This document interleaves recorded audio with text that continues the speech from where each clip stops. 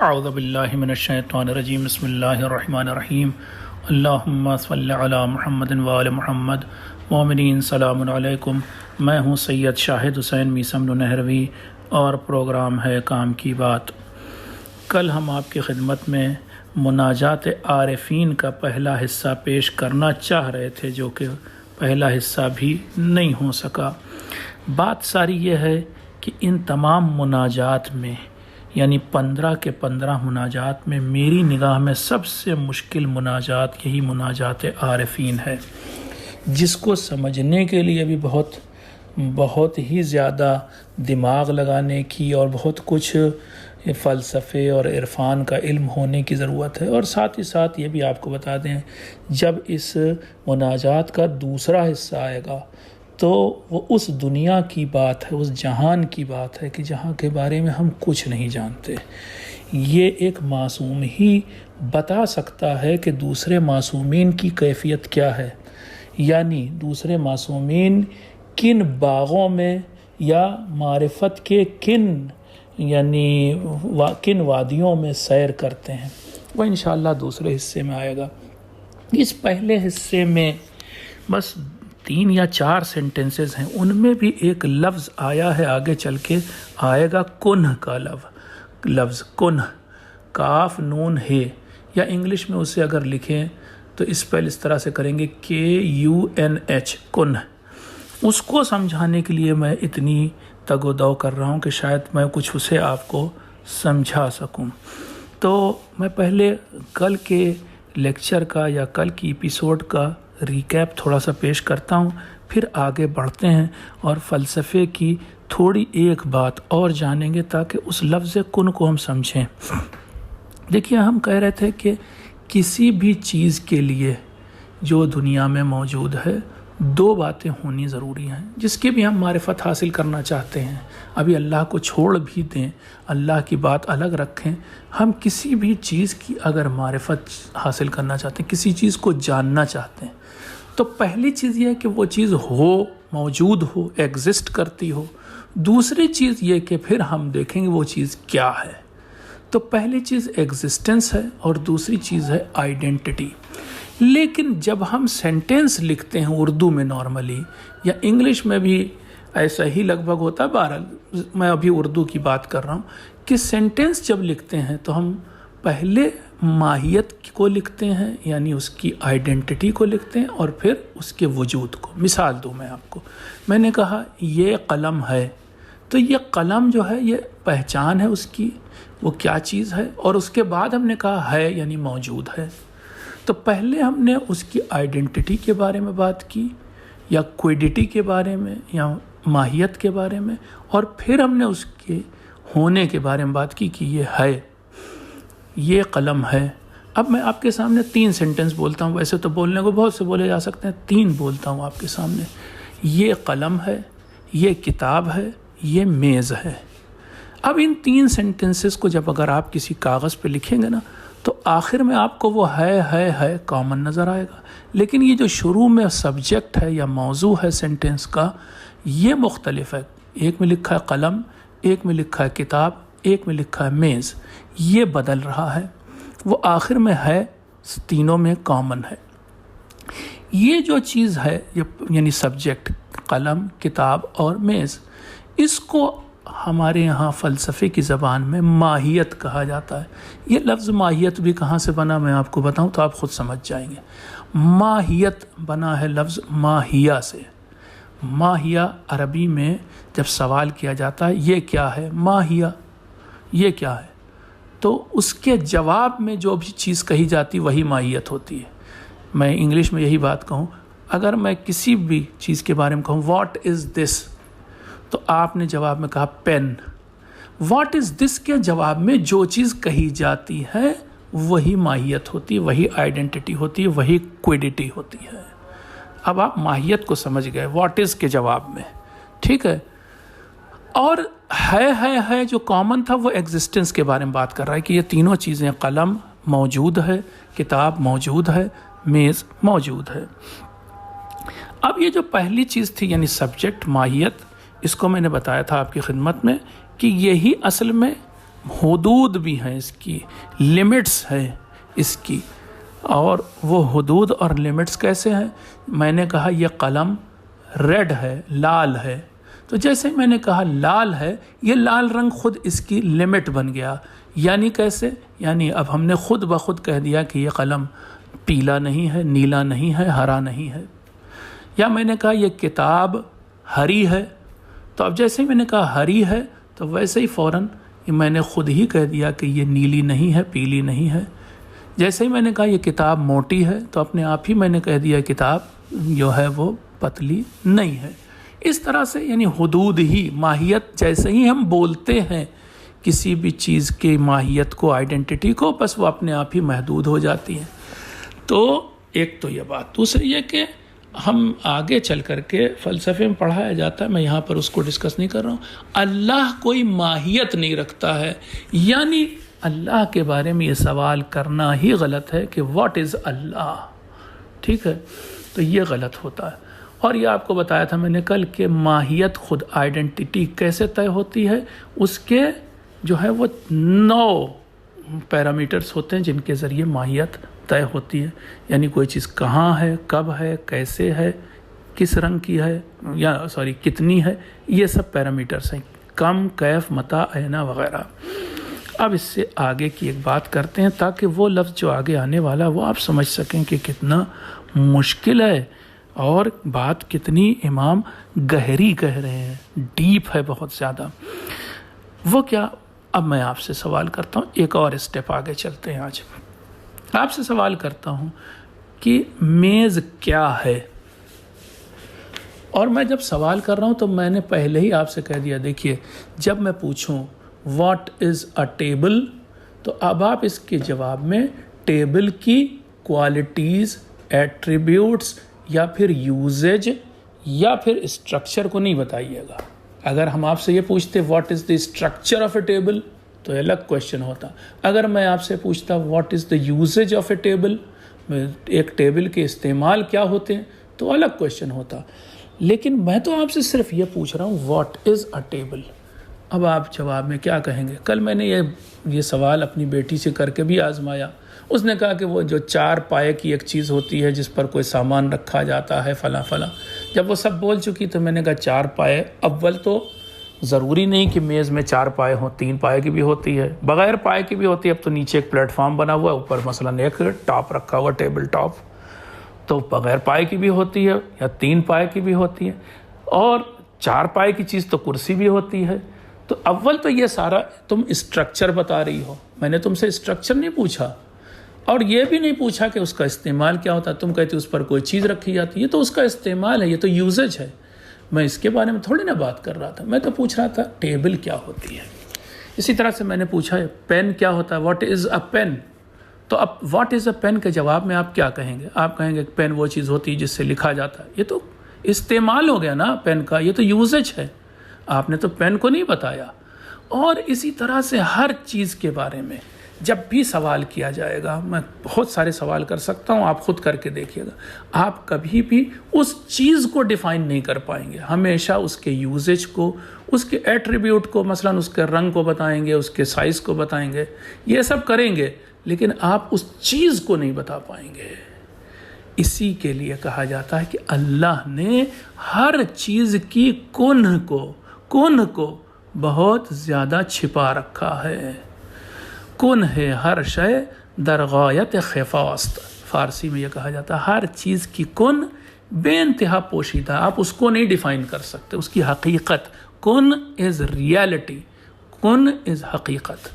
تو وہ عام چیزوں کی یعنی میز، کرسی، پین کی حقیقت چھپی ہوئی ہے. تو اب اللہ کے بارے میں ہم کیا بات کر سکتے ہیں؟ بتا سکتے ہیں کہ اس کا کن کیا ہے، اس کی حقیقت کیا، ریالٹی آف گاڈ کیا ہے؟ نہیں بتا سکتے. بہت اللہ کو تو چھوڑیے، میں آپ سے پوچھ لوں اگر اتنا زندگی کیا ہے، آپ کے لیے ڈیفائن کرنا مشکل ہو جائے گا.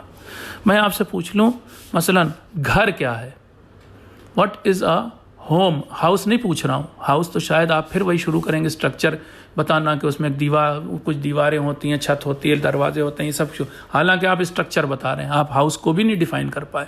لیکن ہوم کے معنی میں ایک گھر، ہوم کیا ہوتا ہے؟ اب آپ کے لیے بڑا مشکل ہو جائے گا۔ تو جب ہم اس دنیا کی چیزوں کو نہیں ڈیفائن کر سکتے تو پھر ہم اللہ کو کیسے ڈیفائن کریں؟ ہم جب اس دنیا کی چیزوں کی ریالٹی یعنی کن کو نہیں جانتے تو پھر ہم اللہ کے کن کو کیا جانیں گے؟ اب دیکھیے وہ جملہ آ رہا ہے، میں یہ پڑھتا ہوں مناجات، آپ سنیں۔ بسم اللہ الرحمن الرحیم۔ الہی قصرت الالسن عن بلوغ ثنائک کما یلیق بجلالک۔ میں اس کا ترجمہ، دیکھیے لمبا سینٹنس ہے، ترجمہ میں نے آج مدد لی ہے مفتی جعفر صاحب کے ترجمے سے، کیونکہ میں ترجمے میں نہیں الجھنا چاہتا ہوں۔ اے میرے معبود، تیری جلالت شان کے مناسب تیری تعریف کرنے میں زبانیں گنگ ہیں۔ آسان الفاظ میں کہوں، یا اللہ تیری گلوری، تیری شان، تیرا مقام وہ ہے کہ تیری مطابق شان تعریف کر نہیں سکتی، زبانیں گونگی ہیں دراصل۔ اگلا جملہ وَعَجَزَتِ الْعُقُولُ عَنْ إِدْرَاكِ كُنْهِ جَمَالِكَ، اور عقلیں تیرے جمال کے کن کو، تیری خوبصورتی کے کن کو، تیرے کن کو نہیں، تیری خوبصورتی کے، تیری بیوٹی کے کن کو اور ریالٹی کو سمجھنے سے قاصر ہے، نہیں سمجھ سکتی عقلیں۔ ابھی میں نے پروف کر دیا کہ ہم تو دنیا کی عام چیزوں کی ریالٹی نہیں جانتے، تو ہم reality of the beauty of God کیا جانیں یا گلوری آف گاڈ کیا جانیں، ٹھیک ہے نا۔ اگلا جملہ وَانْحَسَرَتِ الْأَبْصَارُ دُونَ النَّظَرِ إِلَىٰ سُبْحَاتِ وَجْهِكَ، اور جو ہماری آنکھیں ہیں نا وہ تیری ذات کے جلووں کی طرف نظریں کر نہیں سکتی، یعنی یہ ہماری آنکھیں، یہ سر میں لگی آنکھیں بھی نہیں کہہ رہا ہوں میں، تو دل والی آنکھوں کی بات کر رہا ہوں، جس کے لیے امیر المومنین نے کہا تھا ایک شخص نے پوچھا تھا، یا علی کیا اس رب کو دیکھا کہ جس کی تم عبادت کرتے ہو؟ مولا نے فرمایا ہاں میں نے اسے دیکھا۔ اس نے فوراً پلٹ کے پوچھا کہ کیسا تھا پھر وہ؟ تو اس نے کہا، مولا نے فرمایا کہ اللہ ان آنکھوں سے نہیں دکھائی دیتا بلکہ دل کی آنکھوں سے دکھائی دیتا ہے۔ اب یہ جملہ بھی امیر المومنین نہیں جانے کہ اس کا مطلب کیا ہے، لیکن ان دل کی آنکھوں سے بھی اللہ کو یہاں پر دعا کری کہ دیکھا نہیں جا سکتا، آنکھیں تھک جاتی ہیں، تجھ تک نہیں پہنچ پاتی، آنکھوں کی کمندیں، آنکھوں کے ڈورے وہاں تک نہیں پہنچ سکتے جہاں تو ہے یا تیری بلندی تک۔ وَلَمْ تَجْعَلْ لِلْخَلْقِ طَرِيقًا إِلَّا مَعْرِفَتِكَ إِلَّا بِالْعَجْزِ عَنْ مَعْرِفَتِكَ۔ بڑا زبردست جملہ کہہ دیا، آپ کو سنائیں گے تو آپ کو خود بڑا لطف آئے گا۔ کیا کہا مولا نے؟ امام زین العابدین فرماتے ہیں کہ اے میرے معبود، اے میرے خدا، تو نے اپنی مخلوق کے لیے کوئی ایسا راستہ نہیں بنایا ہے جس پر چل کر وہ تیری معرفت حاصل کر سکیں، سوائے ایک راستے کے، اور وہ راستہ یہ ہے کہ وہ خود سے کہہ دیں کہ ہم تیری معرفت حاصل نہیں کر سکتے۔ بات لمبی ہو گئی لیکن سمجھیں، میں ایک مثال دیتا ہوں۔ ایک روایت میں نے پڑھی، اصول کافی میں موجود ہے۔ ایک بار امام جعفر صادق علیہ السلام نے فرمایا کہ جناب موسیٰ کو اللہ تعالیٰ نے وحی کی کہ اے موسیٰ، میرا ویسا شکر ادا کرو جیسا شکر ادا کرنے کا حق ہے۔ تو جناب موسیٰ نے کہا کہ اے میرے مالک، یہ کیسے ممکن ہو سکتا ہے کہ میں تیرا شکر ادا کروں؟ ابھی حق کی تو بات ہی نہیں، میں تیرا شکر کیسے ادا کر سکتا ہوں؟ کیونکہ جیسے ہی میں یہ کہوں گا یا اللہ تیرا شکر، تو اس کا مطلب یہ ہے کہ یہ جو دل میں میرے بات آئی کہ میں تیرا شکر ادا کروں، یہ جو زبان سے میری بات نکلی کہ یا اللہ تیرا شکر، یہ بھی تو تیری ایک نعمت تھی، تو اس کے لیے بھی پھر مجھے ایک بار شکر ادا کرنا پڑے گا، اور پھر اس کے لیے بھی ایک بار، اور یہ سلسلہ پھر جاری رہے گا، تو میں تیرا کبھی شکر ادا نہیں کر سکتا۔ جب جناب موسیٰ نے یہ بات کہی کہ اے میرے مالک، میں تیرا کبھی شکر ادا نہیں کر سکتا، تو فوراً اللہ کی طرف سے پیغام آیا۔ اللہ تعالیٰ نے فرمایا یا موسیٰ الآن شکرتنی، اے موسیٰ اب تم نے میرا شکر ادا کیا، بس تم نے جب یہ اقرار کر لیا، یہ مان لیا کہ تم میرا شکر ادا نہیں کر سکتے، تو یہی شکر ہے میرا۔ بس ویسے ہی یہاں پر امام زین العابدین کہہ رہے ہیں، فرما رہے ہیں مولا کہ اے میرے مالک، تیری معرفت کیسے حاصل کریں؟ تیری معرفت ہمارے بس کی بات نہیں ہے، ہم عاجز ہیں، ہم بس اتنا اقرار کرتے ہیں کہ ہم تیری معرفت حاصل نہیں کر سکتے۔ بس جب ہم نے یہ کہہ دیا کہ ہم تیری معرفت حاصل نہیں کر سکتے، یہی اللہ کی معرفت ہے۔ اب آپ کہیں گے اتنا سب آپ نے گھمایا کل سے اب تک، اور پھر ہم جہاں کھڑے تھے وہیں پہنچ گئے کہ ہم تو معرفت پہلے بھی نہیں تھی اب بھی نہیں ہے، تو فائدہ کیا ہوا اتنا سب چکر لگانے کا؟ جواب یہ ہے فائدہ ہوا۔ فائدہ یہ ہوا کہ ہم کل جہاں پر کھڑے تھے وہاں پر یہ سمجھ رہے تھے کہ ہم اللہ کی معرفت حاصل کر سکتے ہیں، یعنی ایک طرح کا ہمارے اندر ایک اروگنس تھا، ایک اکڑ تھی، ایک اپنے اوپر بڑا گمان تھا کہ ہم ایسا کر سکتے ہیں، کیوں نہیں معرفت حاصل کر سکتے۔ آج جب ہم کھڑے ہیں جس مقام پر، وہاں پر ہمارے اندر ایک احساس ہے، ہمبلنس ہے، خضوع ہے، خشوع ہے، اور احساس عجز اور فروتنی ہے، یعنی اپنے اوپر یہ ہم اقرار کر رہے ہیں کہ ہم ایسا نہیں کر سکتے۔ بس یہ جو ہمبلنس ہمارے اندر پیدا ہوئی، یہی اللہ چاہتا ہے، باقی ہم اسے کبھی نہیں جان سکتے۔ یا آپ اگر سوچے بیٹھے ہیں کہ پیغمبر بھی اللہ کی معرفت رکھتے ہوں گے، تو ایسا نہیں ہے۔ پیغمبر کی طرف منسوب ایک حدیث ہے، بہار میں آئی بھی ہے، فرماتے ہیں اللہ کو مخاطب کر کے، ما عرفناک حق معرفتک، اے میرے مالک، ہم نے جو حق تھا ویسا تجھے تھوڑی نہ کبھی پہچانا، ہم نے تیری معرفت ویسی نہیں حاصل کی جیسا تیرا حق تھا۔ اب آپ سوچیں کہ کتنی بڑی بات ہے کہ پیغمبر کہہ رہے ہیں۔ ہاں آپ ہو سکتا ہے وہ والی حدیث بولیں کہ صاحب وہ بھی تو پیغمبر کی حدیث ہے کہ یا اللہ، یا تو تجھے میں نے پہچانا یا علی نے، اور یا مجھے جو ہے یا تو نے پہچانا یا علی نے، یا علی کو یا تو نے پہچانا یا میں نے۔ یہ والی حدیث ہے، لیکن وہاں پر وہ ساتھ ساتھ ایک اقرار کے ساتھ کہ یا اللہ حق معرفت پھر بھی نہیں ادا ہوا، پہچانا تو، مگر جیسے میں نے کہا تھا نا، چھچھٹتی معرفت، اوپر سے ٹچ ہوتی سطحی معرفت، بس سب کو وہی ہے، ورنہ کہاں اللہ کو کوئی پہچان سکتا ہے، کہاں جان سکتا ہے؟ وہ انفائنائٹ ہے، پیغمبر کیسے جان سکتے ہیں؟ ٹھیک ہے، اسی لیے ایک واقعہ آپ کو سناتے ہیں، بڑا اچھا لگتا ہے مجھے واقعہ یہ، اس لیے میں آپ کو سنا رہا ہوں، حالانکہ اس شاید مناجات سے بہت ریلیٹڈ نہ ہو، لیکن آپ کو یہ یاد رہے گا، یہ آپ کو انشاءاللہ کبھی خالی وقت میں بیٹھیں گے تو مزہ آئے گا اسے یاد کر کے۔ دیکھیے، دو بہت بڑے مسٹک ہوئے ہیں تاریخ میں، آج سے کوئی لگ بھگ 800 سال پہلے۔ ایک کا نام تھا شمس تبریزی، بہت بڑا مسٹک، بہت بڑے عارف، بہت اللہ والے شخص، اور پھر ایک ان کے شاگرد بعد میں بنے جن کا نام ہے جلال الدین، جنہیں مولانا روم یا رومی کے نام سے جانا جاتا ہے، مولانا روم یا رومی، جلال الدین رومی، یہ شاگرد بنے بعد میں ان کے۔ اب قصہ ان کا یہ ہے کہ جلال الدین رومی بہت بڑے عالم خود تھے، ان کے والد بہت بڑے عالم تھے، والد کے انتقال کے بعد جلال الدین رومی ان کے مدرسے میں گویا پرنسپل کی حیثیت سے پڑھانے لگے، اور ہر سبجیکٹ، اسلامک جتنے بھی سبجیکٹس ہیں سب پر ان کو کمانڈ تھا، لیکن یہ سارے سبجیکٹ کون سے تھے؟ جو عقل سے سمجھ میں آنے والے ہوتے ہیں، دل والے نہیں تھے۔ دل کی دنیا ہی الگ ہوتی ہے، عقل کی دنیا الگ ہوتی ہے۔ عقل کی دنیا میں دلیل، پروف، ایویڈنس، یہ سب چلتا ہے، لیکن دل کی دنیا دوسری ہوتی ہے۔ خیر، دوسری طرف مولانا شمس تبریزی بہت بڑے مسٹک تھے، یعنی دل کی دنیا کے ماہر تھے، بہت اللہ والے تھے، اللہ سے بہت قریب۔ وہ اتنی ان کے پاس نالج تھی کہ وہ دعا کرتے تھے، یا اللہ کوئی ایک ایسا بندہ مجھے دے دے کہ یہ میں اپنا علم اسے دے دوں مرنے سے پہلے۔ ان کی اور پھر وہ ادھر ادھر ایسے آدمی کو ڈھونڈتے پھرتے تھے۔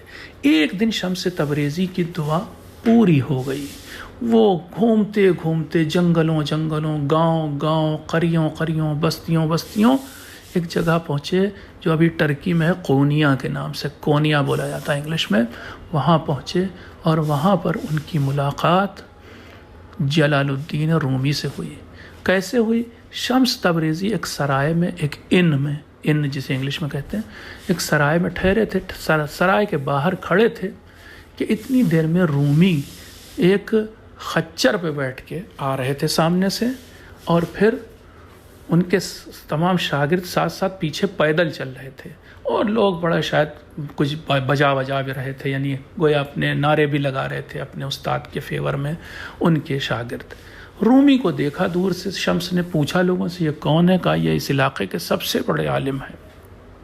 رومی نے سوچا شاید اسی کے پاس مجھے اللہ نے بھیجا ہے۔ رومی آگے بڑھے، ان کے خچر یا گھوڑے کی لگام پکڑ لی۔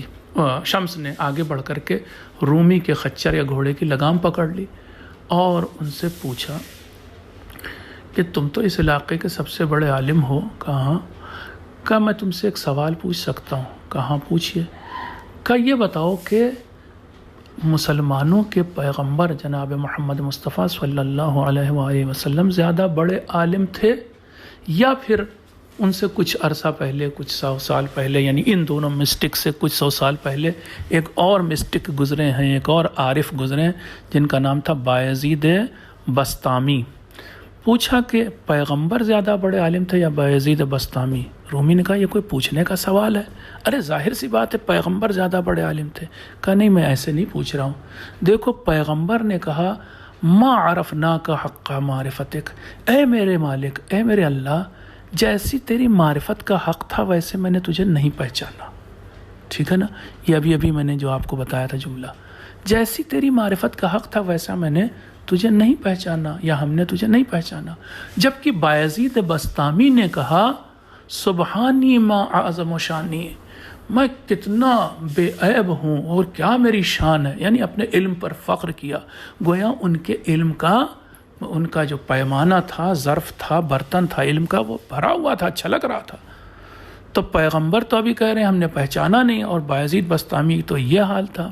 اسی واقعے کو میں نے اس طرح سے بھی پڑھا ہے ایک جگہ، وہ البتہ میں حوالہ ڈھونڈ رہا تھا، کتاب ڈھونڈ رہا تھا، ملی نہیں، تو وہاں پر یہ لکھا ہے کہ اس نے پوچھا تھا شمس نے کہ پیغمبر نے کہا رب زدنی علما، اے میرے مالک مجھے اور علم دے، جبکہ بایزید بسطامی نے کہا کہ میرا سینہ علم سے چھلک رہا ہے۔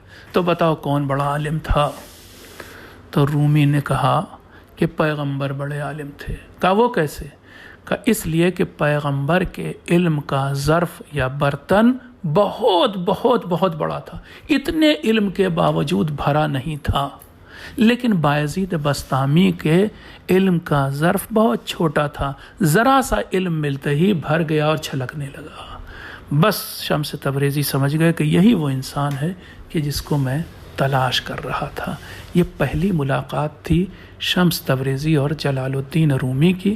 پھر شمس نے جلال الدین رومی کا ہاتھ پکڑا، اور ادھر سے رومی نے بھی جلال الدین کا ہاتھ پکڑا، اور دونوں پھر وہ اس مدرسے میں گئے کہ جہاں پہ جلال الدین رومی پڑھاتے تھے، اور پھر یہ دونوں 40 دن تک ریٹریٹ میں یعنی مراقبے میں چلے گئے، اور پھر جو علم اور معرفت کا گویا سمندر چھلک رہا تھا شمس تبریزی کے سینے میں، وہ انہوں نے ٹرانسفر کیا رومی میں، اور رومی اتنے بڑے مسٹک پھر بنے ان کی وجہ سے۔ تو یہ تھی وہ بات کہ جو آپ کو کبھی احساس ہوگا، مزہ دے گی، کہ اتنے بڑے بڑے مسٹک بھی لوگ یہ مانتے ہیں کہ ہم اللہ کو نہیں پہچان سکے۔ ان کو تو چھوڑیے، پیغمبر کا قول نقل کرتے ہیں کہ انہوں نے کہا کہ ہم اللہ کو نہیں پہچان سکے۔ ایک بات اور یہاں پر کہتا ہوں اور آپ کے زحمت کو تمام کرتا ہوں، کل پھر سے اسی مناجات کے ایک اور پارٹ کو ڈسکس کریں گے، اور وہ بات جو میں کہنا چاہ رہا تھا ابھی، جیسے میں نے بتایا، کن ہے ذات خدا غایت خفا میں ہے، یعنی اللہ کی کن یا حقیقت بے انتہا پوشیدہ، وہاں تک کوئی نہیں پہنچ سکتا۔ اسی لیے مولا علی علیہ السلام نے فرمایا ہے من تفکر فی ذات اللہ تزندق، جو انسان اللہ کے بارے میں سوچے گا، غور کرے، خود اللہ کے بارے میں، اس کے ایٹریبیوٹس، اس کی صفات کے بارے میں نہیں، خود اللہ کے بارے میں، ذات خدا کے بارے میں جو انسان بہت سوچے گا، فکر کرے گا، وہ کافر ہو جائے گا۔ عجیب سی بات لگے گی آپ کو۔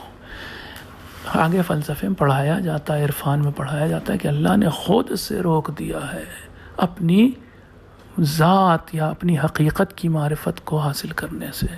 پھر ہم لوگ کیا کرتے ہیں، پھر ہم لوگ کون سی معرفت حاصل کرتے ہیں، یہ انشاءاللہ کل آپ کی خدمت میں بیان کریں گے۔ فی الحال آپ سے التماس دعا کہتے ہوئے خدا حافظ کہتے ہیں. والسلام علیکم ورحمۃ اللہ وبرکاتہ.